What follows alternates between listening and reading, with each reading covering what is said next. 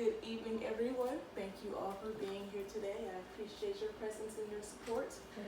As you all know, my name is Kamar Demesma, and today we'll be discussing developing team cohesion, or team unity, team chemistry, things of that nature. So I know we all have had these experiences, so I would like you guys' participation when I ask you guys some questions. So what is cohesion? Cohesion is oneness. If you're in a group, you want to be one with each other, right? You want to work together, you want to have a sense of solidarity, and you want to put up a united front to achieve a common goal normally. In this particular case, we're going to talk about performance. So teams that you guys may have been on that either had chemistry or didn't have chemistry, and how that affected you guys.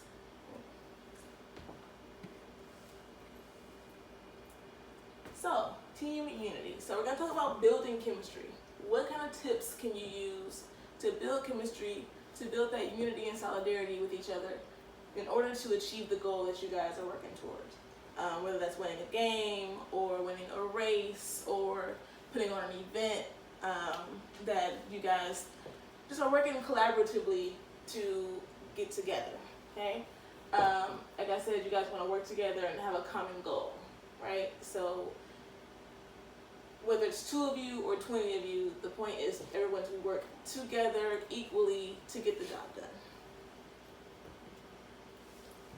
Okay? So, for discussion questions, I'm going to go ahead and start. How do you think cohesion, or lack thereof, affects a team or their performance? Any ideas? Yes. I think if you have cohesion, then everybody is kind of on board with whatever the vision is, whether it's a committee or a sports team or some project.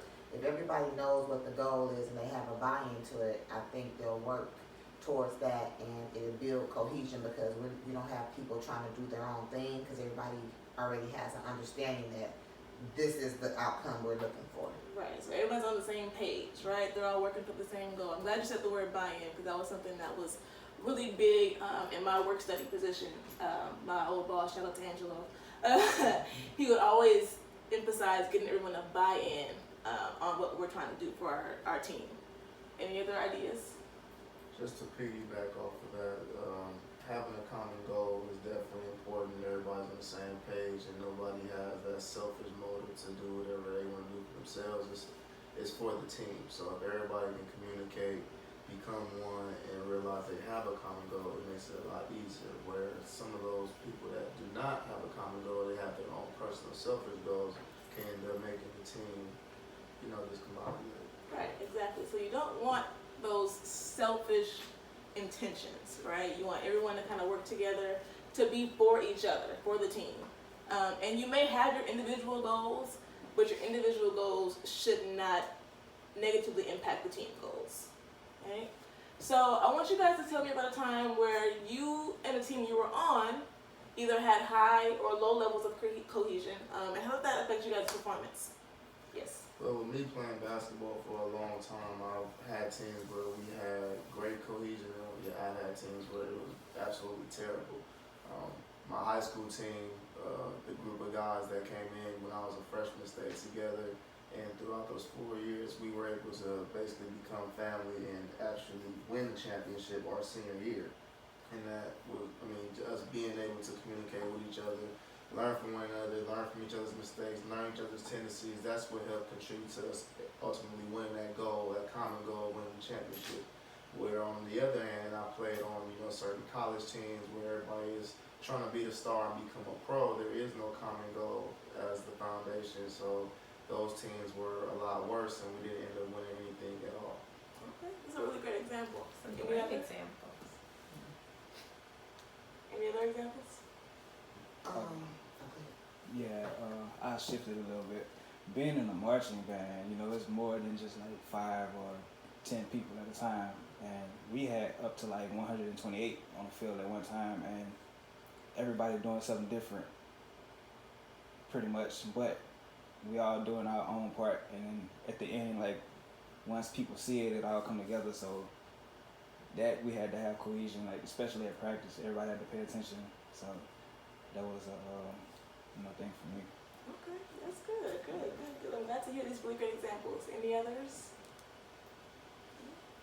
Okay, so your basketball team, as you mentioned that you guys started as freshmen, so there was time to build that cohesion to become a family. So I'm sure that was really helpful for you guys. And in the marching band, 128 people is a lot of people to try to get together on one page. So definitely got to have that common goal in mind. And even though the people may be doing their own things and having their own jobs or roles to play, they still come together for the betterment of the whole. Okay, next. All right, so building cohesion. Something that helped me build cohesion, especially when I was young as a cheerleader, we had a lot of team bonding experiences. So whether that was a squad sleepover, we watched movies and played games and just got along together, or going to someone's house and hanging out with them, or even amusement park outings that we did. We went to Universal Studios and Knott's Farm, and we just got along. And as I mentioned earlier, time was a big factor. We were there. I was on that squad for 10 years or somewhere around there. So I was with the same girls for a lot of the time, and we got really close. And that helped us perform better. Not only cheering at games, but when we had competitions, we all had that common goal in mind as well. Goal setting, moving into that. So make sure that everyone has that same goal. Even like I said, if you have your individual goals, still have that team goal that you're ultimately working toward. And that goal could be, like I said, winning a basketball game, or putting on an event, or it could be anything. If you're working with a team, whether it's a group project for your business, make sure everyone's on that has that same goal. All right. And just being on the same page, having that conversation to make sure, hey, okay, this is what we're working towards, right? So if you are working to put on an event, make sure everyone knows their role. Communication is a big factor in team cohesion, so there shouldn't be any miscommunications. Everyone should kind of be on the same page and know what they're working toward and know what their role is. So when might cohesion have negative effects? So this talk we've been having so far is about cohesion bettering performance. So there can also be times where team cohesion might not be so great, right? Mm-hmm. So there are times where maybe that cohesion is directed towards something negative.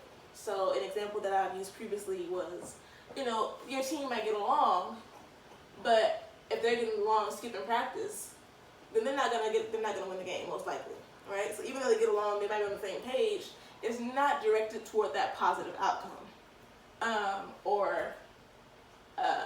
An example that we had in our reading was Nazi Germany. So they were all cohesive and they had the same goal in mind, but the ultimate goal, even though they were successful in the goal, morally was not a positive outcome. So it all depends on where it's directed to, who is sharing this cohesion, and who and what is it affecting. Okay, so if it's affecting yourself and your goals, is it affecting someone else and their goals or their well-being? So those are times when cohesion might be a little negative. Okay? So, in conclusion, cohesion includes unity and teamwork as well as chemistry, like getting along and being on the same page. So team cohesion can have either positive and negative effects, right? So though we want those positive effects and we're working for those positive effects, there are times where it can bring someone down or bring a team down, and have them a little more, not exactly what you want them to be. And so those positive effects, even though they're more common than what we're working toward, negative effects do exist, right? And high levels of positive cohesion often lead to increased success and better performance. So whatever you're doing, whether you're putting on an event, performing for a sports team, or anything else you may be doing, when you have those high levels of positive cohesion that's directed toward the positive outcome, you're more likely to have that better success and better performance. Okay? So, are there any questions? Yes. I have one. So, You being on a squad for 10 years, I would imagine that there were times when girls were maybe what I consider to be messy, or maybe talk about other people, or just all kinds of things, you know, that we as people may do. Right. So while in cheer and cheering, there may be a cohesiveness there because it's expected or maybe required. But off the field, and when you guys go home and those extenuating circumstances that I named take place, how would your leader get you guys back into a cohesive state, or did the outside stuff interfere with what you guys were doing as a team? So, you're definitely right. We had some bumps in the road. I mean, as young ladies growing into our teens, that time of your life is just a little, it can go either way. It can be a little iffy sometimes. So there, even though we had our cohesiveness as a squad, it's still a group of girls, and you know, you're just bound to clash at one point. And so there were those instances where, you know, someone talked about someone, or someone was upset with someone else. And our coaches did a really good job of making sure, you know, if there was a problem, we talked it out, essentially. You know, there was some thing that we all just did to, what's the word I'm looking for? Just to clear the air, right? So 9 times out of 10, it was just a group conversation as a squad. If you have any issues, raise your hand, talk it out, get it up off your chest, and we'll deal with it. And then we'll come back as a team and go back to what that common goal is. Because that common goal was always number one, right? So no matter what was happening on or off the court or off the stage, or you know, whatever you want to call it, we always found a way to come back to that common goal. So they did a really good job with doing that. And even if it required some other team outing or team bonding activity, sometimes it always got us back on track. All right. Any other questions? Not a question, but I wanted to add to the negative effects of team cohesion. Also in the basketball world, you know, when you have a team that's close-knit, sometimes you might have 1 or 2 bad seeds in a group. Right. And now that I'm coaching, I see that, you know, those 1 or 2 can actually affect the team, even if you have 10 or 12 other guys that are, you know, doing well. For example, everybody is supposed to dress alike on game days. One kid may skip class. They're not going to say, oh, this kid skipped class. They're going to tell everybody a basketball player skipped class. So that's one of the other ways I feel like one person can have a negative effect, even on a positive, or a team that has a lot of cohesion. And that can also happen in the business world. If we have a CEO that's doing wrong, then the whole company goes down, even if everybody else is contributing and helping the company do well. So I like the fact that you pointed out that there are negative effects to team cohesion as well. Thank you for that addition. I really appreciate that. And just kind of building off of that too, and going back to buying in. So when you have that close-knit team and you know have that time together, there are a lot of times we have new people coming in, right? So how do you deal with those new people? How do you get them to buy in? So you know, showing that you have that team cohesion without excluding them would be a great way to just kind of bring them in and make them feel comfortable, make them feel like they're part of the team as well. And that right there in itself will make them buy in, and that cohesion will grow and that chemistry will grow. Otherwise, if you have that back and forth, like you're not quite getting along, or that new person doesn't feel comfortable in the group, then that can definitely negatively affect the cohesion as well.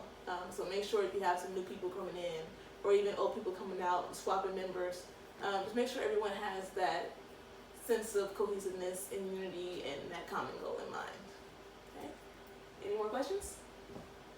All right. Well, thank you all again for being here. I appreciate you. You guys enjoy the rest of your evening. Thank you. You Thank too. you. Very interesting. Mighty.